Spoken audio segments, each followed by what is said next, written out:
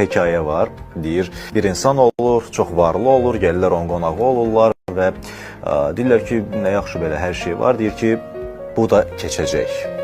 Və sonra bir gün qayıdırlar, görürlər ki, həmin adam çox kasıblayıb və kəndin ən varlı adamının evində köməkçi olaraq, hammal olaraq işləməyə başlayıb. Gedib deyirlər ki, təəssüf edirik halına və deyir ki, bu da keçəcək, bu da keçəcək.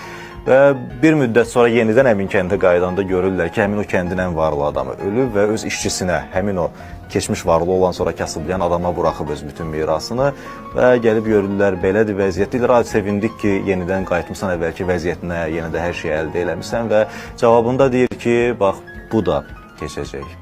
Və bir gün gəlib görürlər ki, həmin adam ölüb və məzarının üstündə yazılıb ki, bu da keçəcək və deyirlər ki, ölümün də harası keçəcək ki, bu artıq gülməli səslənir. Və bir gün yenidən oranı ziyarət edəndə görürlər ki, sel gəlib və o məzar da keçib gedib. Belə, həyatımızda hər şey yaxşı və pis olmasına baxmayaraq keçir və gedir, əziz tamaşaçılar. Yaxşı yaşadığımız, pis yaşadığımız bütün hadisələr, bütün reallıqlar, bütün xatirələr sadəcə